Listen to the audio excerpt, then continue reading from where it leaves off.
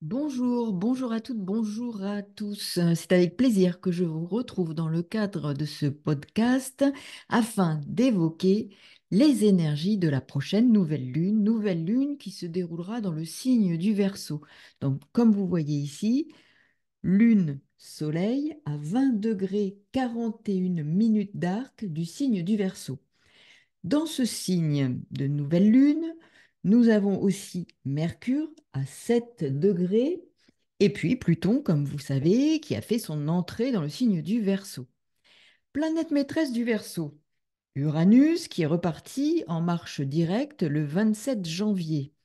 Donc nous avons ici Uranus dans le signe du Taureau, signe vénusien.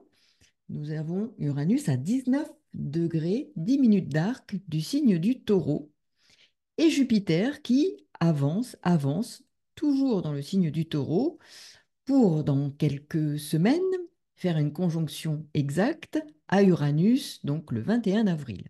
Donc nous sommes à la fin d'un cycle, le cycle Jupiter-Uranus. Il se rapproche et il y aura un nouveau cycle qui débutera au moment où les deux planètes seront en conjonction en avril. Donc c'est un temps important, celui que nous allons vivre, ce que nous vivons actuellement, et qui va se déployer à partir notamment du mois d'avril. Donc c'est important de regarder où cette conjonction va se situer dans votre thème. Bien sûr, ce sera en taureau, mais il faudra regarder où vous avez le degré 21, le 21e degré du signe du taureau dans votre thème, car ce sera un temps fort notamment si vous avez déjà dans votre thème un aspect entre Jupiter et Uranus dans votre thème natal. Alors, pour revenir à cette nouvelle lune en Verseau, la planète maîtresse, Uranus, ici, donc, conjointe à Jupiter, Jupiter qui, là, forme un carré à Mercure. Donc, je vais revenir à ces différents éléments et je vais vous apporter une interprétation de la signification de ces énergies, de ces tendances astrales énergétiques. Et nous avons la planète maîtresse du Taureau, Vénus, conjointe à Mars en Capricorne. Alors là, nous avons aussi une conjonction dissociée. Alors pourquoi dissociée? Vous savez, les deux planètes, Mars et Pluton, sont conjointes. Il y a 3 degrés qui les séparent, donc c'est une conjonction. Mais chacune des planètes se situe dans un signe différent. Donc on parle de conjonction dissociée. Et puis nous avons voilà, Vénus à proximité de Mars. Nous avons ici donc quelque chose d'important dans ce signe du Capricorne, sachant que Saturne est ici, donc planète maîtresse du Capricorne, en Poisson. Et là, nous avons, vous voyez bien, Saturne, Lune, Soleil bien sûr conjoint, comme toute nouvelle lune, Mercure aussi en Verseau, Pluton en Verseau vient de faire son entrée, donc les énergies en présence sont des énergies qui bousculent. Donc là, bon, les tendances pour cette nouvelle lune, qui est la nouvelle lune, comme vous le savez, le début du cycle. Alors, ce qui est important, surtout au plan personnel, c'est de superposer votre thème natal au thème de la nouvelle lune afin de voir où se situera cette nouvelle lune dans votre thème et d'en étudier les effets potentiels selon le domaine qui sera actualisé, activé par ces énergies de nouvelle lune. Ce sera différent si c'est en maison 1, maison 2, 3, 4. Voilà, vous savez, vous écoutez toutes ces vidéos, et écoutez tous ces astrologues qui vous donnent des éléments pour comprendre, pour mieux comprendre votre thème. Et alors, dans quel domaine cette nouvelle lune peut avoir une influence, sachant que nous sommes tous exposés aux énergies planétaires et mondiales. En conséquence, l'astrologie mondiale a des effets sur nous et des répercussions sur nos vies personnelles. Tout est dans tout, en quelque sorte. Donc, cette nouvelle lune en Verseau du 9 février prochain, à 23h59 heure de Paris et 22h59 en temps universel, donc regardez selon où, le lieu où vous vous situez, quelle serait potentiellement l'ascendant de cette nouvelle lune, hein. Donc là, nous avons quelque chose d'important qui va se jouer parce que vous savez bien que Uranus étant reparti en phase directe, planète maîtresse du Verseau, se trouve cette nouvelle lune, Pluton ayant fait son entrée, ces énergies, je dirais, de révolte, de réforme, bousculent tout le monde. La planète maîtresse donc du Verseau, Uranus en Taureau, est au carré quasi exact de cette nouvelle lune et a repris donc sa marche directe le 27 janvier. Autant dire que cela va bousculer, être tendu. Le vent de révolte souffle en quelque sorte, le vent d'insurrection. Les échanges, la communication, hein, nous avons ici Mercure en Verseau, seront empreints d'un besoin, lune, de se libérer de contraintes trop lourdes, de carcans étouffants. Les limites, Vénus en Capricorne, planète maîtresse du Taureau, où se situe Uranus, sont insupportables et peuvent faire réagir de manière brutale. Mars est conjoint à Pluton, conjonction dissociée, comme je vous le disais, et conjoint à Vénus en Capricorne. Donc là, l'on agit en quelque sorte avec détermination, force, puissance, une puissance inébranlable, une action implacable pour faire table rase de ce qui existe et entrave une sorte de liberté.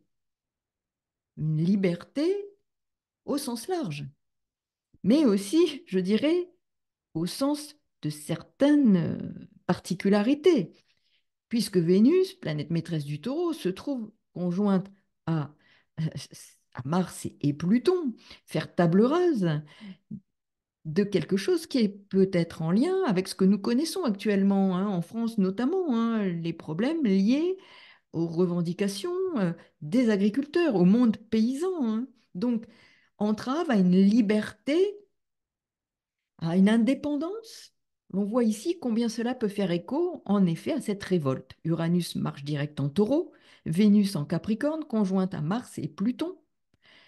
La Lune, hein, comme vous le savez, c'est aussi en astrologie mondiale la population, le peuple, le pays, la révolte de ce peuple, de nos campagnes qui produit notre nourriture terrestre, notre alimentation. Uranus en Taureau, Uranus, planète maîtresse de cette nouvelle Lune. Ça sent la révolte, la révolution. Alors, révolution, je ne sais pas, mais en tout cas, le besoin de réformer, de revoir, de reconsidérer, de faire table rase. Et Vénus en Capricorne, c'est aussi la frustration, le blocage et colère, puisque Saturne, planète maîtresse du Capricorne, se trouve en Poisson, Neptune aussi en Poisson, qui peuvent signifier la colère ou peut contribuer à la colère autour de nous, pour nous, mais dans nos vies aussi. Les émotions pourront être survoltées car l'emprise de certains carcans ne sera pas très bien supportée. Selon la maison où se situe cette nouvelle lune, rappelez-vous, cela aura une influence plus marquée sur un domaine, dans un domaine de notre vie. Donc il est aussi important d'avoir à l'esprit que comme pour toute nouvelle lune, c'est un début de cycle. Donc cela marque plus particulièrement les jours qui s'écouleront entre cette date du 9 février et la prochaine nouvelle lune du mois de mars, avec un point de culmination au moment de la pleine lune. Notre façon de penser peut connaître une forme de libération ou de besoin de se liberté et une volonté, en quelque sorte, d'une plus grande indépendance qui pourrait faire ruer dans les brancards, réagir, surréagir les uns ou les autres afin de se libérer, de s'affranchir, de s'émanciper de certaines contraintes. Alors, vous voyez, hein, au niveau des événements dans notre société, combien ça peut faire écho, hein, cette énergie d'une volonté de s'émanciper de règles, de réglementation. Pourquoi? Parce que Jupiter est là aussi. Et regardez, il est au carré de ce Pluton et du Mercure. Et puis, il forme là, en effet, un aspect grandissant à Uranus, comme je le disais tout au début, qui se forme progressivement. C'est la fin d'un cycle, du cycle précédent Jupiter-Uranus, qui va se reformer au mois d'avril. Donc là, nous sentons qu'il y a quelque part encore une fin pour un début, un renouveau au printemps. Et Mercure, qui est en Verseau, Mercure, qui est le dieu lune, comme vous le savez, nous enseigne dans la nuit, au niveau symbolique, dans nos nuits, dans la nuit. Il est aussi là en Verseau. Et il va nous communiquer une leçon à apprendre à travers une situation concrète. Il va faire, en quelque sorte, l'intermédiaire, comme il sait le faire, entre un enseignement et nous. Il va falloir être à l'écoute pour entendre ce qu'il a à nous dire, respectivement, afin d'évoluer, de prendre conscience ici en Verseau, de nous éveiller à un niveau supérieur de compréhension dans notre processus d'évolution, processus d'individuation, le processus de révélation à soi-même, mais toujours à partir d'une situation pratique, concrète, à laquelle nous aurons à faire face. Mercure est au carré de Jupiter en taureau, dont la conjonction à Uranus se précise, comme je le disais, de jour en jour, ce qui va amplifier cette thématique de révélation qui est en marche, qui est à l'œuvre là actuellement. Réforme nécessaire de certaines organisations, lois, règlements existants au-delà de nos frontières parfois, tant frontières réelles, en lien avec l'Europe par exemple. N'oublions pas que Jupiter convoitait Europe, et pour la séduire, le roi des dieux se travestit en taureau blanc. Et nous avons ici Jupiter en taureau. Vous voyez combien la mythologie peut nous donner aussi à comprendre ce qui se joue à travers les astres actuellement et ces tendances énergétiques à l'œuvre. Vénus, planète maîtresse du taureau, en Capricorne, conjoint Mars-Pluton, nous parle de détruire pour reconstruire ce qui constitue des structures rigides de la détermination est très présente. Pluton a un pied en Verseau et l'autre partie de la conjonction conserve un pied en Capricorne. Donc cette conjonction, à travers Pluton, a bien ce pied en Verseau et le Capricorne est habité par ce Mars et Vénus. Donc nous avons là la nécessité de rénover et de faire table rase du passé. Et là, il y a une force, une détermination pour cela et à mettre en œuvre cela. Uranus est présent en taureau, je vous le rappelle. Et planète maîtresse, Vénus en Capricorne. Tout est lié, tout converge pour nous dire qu'il y a un temps fort de réforme nécessaire, de besoin de se libérer de carcans et une expression, une volonté, une détermination à l'œuvre. Mais j'évoque aussi, là, nos frontières personnelles, ce qui nous limite dans nos conceptions dans notre vie et dont il faut nous libérer, nous affranchir afin de gagner au plan de notre évolution dans un domaine ou un autre, de gagner, de faire fructifier Uranus, Jupiter en taureau, faire fructifier en nous libérant de conceptions, Mercure en verso, de nous émancipant de conceptions qui n'ont plus lieu d'être dans nos vies ou qui nous freinent. Il s'agit bien d'une émancipation, d'une libération à mettre en œuvre dans notre existence, dans un domaine ou un autre. Mais les situations se présenteront pour nous faire comprendre, car les situations sont des miroirs qui nous présentent ce que nous avons à travailler. Ce sont des opportunités. Il s'agira là de gagner et de faire fructifier nos ressources pour être plus mûrs, plus matures. N'oublions pas que Vénus, Mars se situent en Capricorne. Et Saturne, planète maîtresse du Capricorne, en Poisson, en fin de cycle. Nous devons gagner en maturité dans quelque chose dans notre existence, dans notre rapport, dans nos relations peut-être aussi. Vénus est en Capricorne, dans notre façon d'agir. Mars est en Capricorne, devenir plus adulte, nous libérer d'une forme d'infantilisme ou d'infantilisation. La Lune est en Verseau, Mercure est en Verseau. Nous devons grandir, nous libérer d'une infantilisation dans une relation dans notre existence ou dans un rapport aux autres. ou dans un rapport plus large dans la société de certains, de notre façon d'être en rapport avec l'autorité. N'oublions pas que c'est l'axe verso-lion. L'autorité, le lion. Comment devenons-nous plus matures dans notre rapport à l'autorité? Nous positionnons non pas comme des enfants, ou n'acceptant plus d'être infantilisés, mais de devenir plus adultes dans ce processus d'individuation, dans la relation à l'autre, dans la relation aux autres, que ce soit au plan individuel ou collectif, dans ce rapport à une autorité. Qui fait autorité pour vous? Qui a cette posture d'autorité? À qui conférez-vous l'autorité dans votre vie? Au niveau personnel, professionnel? Qu'est-ce que l'on peut accepter, ne plus accepter? Qu'est-ce qui est à l'œuvre aujourd'hui et qui nous est proposé par ces énergies de nouvelle lune? Il faut se pencher sur ce qui nous rend dépendants afin de gagner en souveraineté personnelle, en indépendance, en maturité.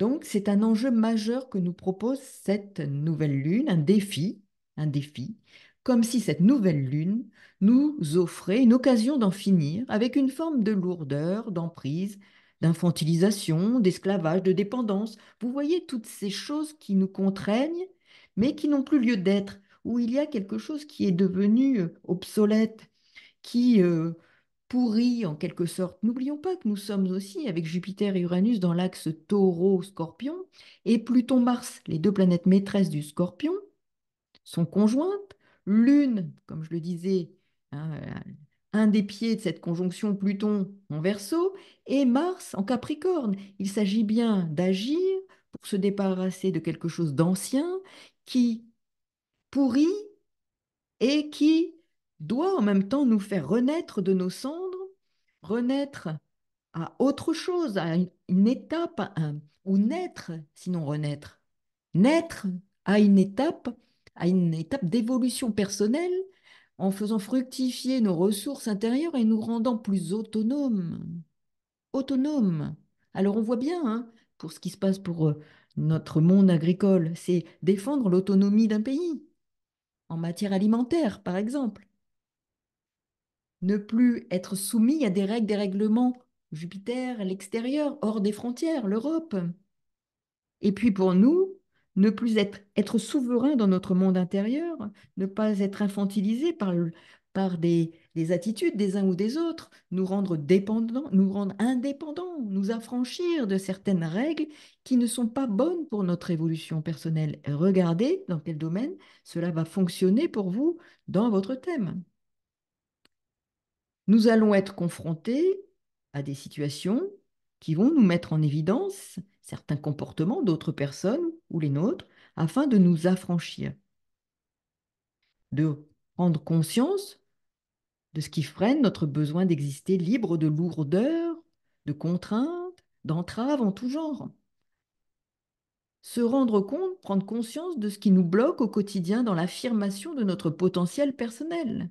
C'est aussi ça, le nœud nord en bélier, conjoint à Chiron, planète maîtresse Mars, conjoint à Vénus, les deux planètes de l'axe des nœuds lunaires sont conjoints en Capricorne. Il s'agit bien d'en finir avec quelque chose. Saturne, planète maîtresse du Capricorne en Poisson, fin de cycle de la roue du zodiaque, d'en finir, de faire le tri avec ce qui ne nous convient plus. Et cette nouvelle lune va nous exposer, et on voit bien, je le répète, avec cette situation en France, d'en finir avec des règlements, des fonctionnements qui sont des entraves à une autonomie, ne serait-ce que pour s'alimenter. Le pays doit être autonome pour s'alimenter, ne pas dépendre de lois extérieures.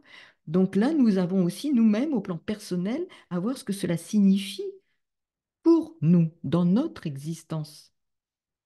N'oublions pas non plus que cette nouvelle lune, et que pour cette nouvelle lune forme un carré à Vénus, où Vénus est au carré des nœuds lunaires.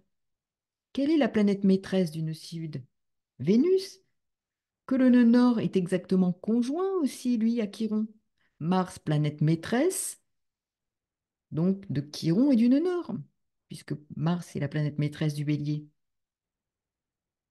Et les deux sont en Capricorne, Mars et Vénus. Donc, il y a fort à comprendre à travers cette ce positionnement, cette posture, combien nous avons à dépasser quelque chose qui va contribuer à notre évolution, à ce vers quoi nous devons tendre en termes d'affirmation, d'autonomie, d'indépendance. Le bélier, Nœud Chiron, le bélier. Les deux planètes sont là, conjointes l'une à l'autre, conjointes à Pluton, qui a un pied dans le Verseau, qui souhaite se libérer, Uranus en face directe, en taureau, enfin, bon, vous comprendrez de vous-même que vraiment, il y a quelque chose de puissant qui est à l'œuvre. Et par ailleurs, Mercure, aussi le dieu guérisseur, apporte là encore un nouvel élément quant à un message de guérison intérieure et personnelle. Il propose une situation qui doit nous libérer pour nous guérir, nous soigner, ou nous permettre de traiter un problème et d'accéder à la voie d'une guérison si nous sommes suffisamment à l'écoute. Cette Vénus au carré des nœuds lunaires évoque aussi potentiellement des problèmes relationnels. Si on fait le lien avec ce que j'ai abordé en amont, notre besoin de liberté, de réforme peut provoquer des remous relationnels, des crises, des blocages, mais pour une transformation, une évolution, une affirmation, une posture, et enfin se sentir légitime à exister de façon autonome, légitime à exister, nœud nord conjoint à Chiron en bélier, Jupiter en taureau, la légitimité à exister en toute autonomie, en toute indépendance, en se libérant de dépendance. Alors ce sera personnel, ce sera aussi au plan mondial. Nous demander ici de faire face aussi à des peurs, à des insécurités du point de vue affectif, puisque ça va bousculer. Donc on pourrait avoir peur, peur de perdre au niveau professionnel, peur de perdre au niveau affectif, peur de perdre, peur aussi en lien avec des restrictions et peut-être aussi des peurs de pénurie, hein. Au plan mondial, on peut, au plan national, ne serait-ce que national, connaître des pénuries ou avoir peur de pénuries alimentaires et avoir des réactions ou des surréactions par peur au regard du contexte que nous connaissons. Cependant, ces aspects tendus peuvent nous offrir une opportunité de croissance. Jupiter, conjoint à Uranus, il gagne aussi croissance, transformation personnelle en surmontant ces défis et en guérissant certaines blessures. Le sextile du Soleil et de la Lune au nœud nord indique une facilité à intégrer la leçon et un soutien à la réalisation de nos objectifs pendant cette phase. En quelque sorte, c'est une évolution facilitée. Donc vous voyez que ces éléments, toujours intéressant hein, de voir où nous avons des leviers. Et là, nous avons un levier, entre autres, hein, il y en a d'autres. Hein. Uranus, ici, est aussi au trigone de Vénus, planète maîtresse du taureau. Donc nous avons ici quelque chose de puissant qui vient aider, soutenir cette démarche de transformation, d'évolution, et qui peut être intégré plus facilement et nous permettre d'atteindre nos objectifs plus facilement, parce qu'ici, nous avons aussi ce sextile au nœud nord, et donc trigone au nœud sud. Donc vraiment, il y a des leviers, utilisons ces leviers, gardons confiance, confiance en cette démarche de transformation en cours, personnelle, plus largement autour de nous, tenons bon.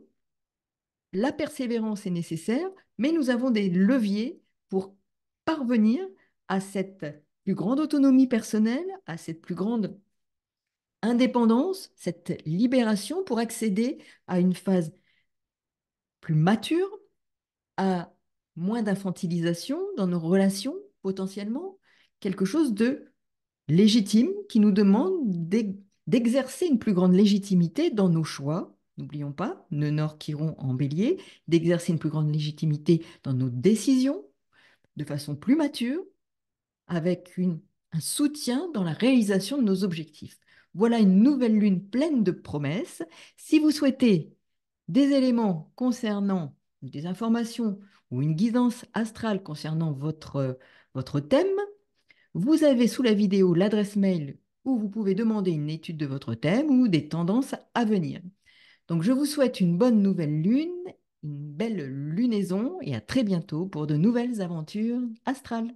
Au revoir.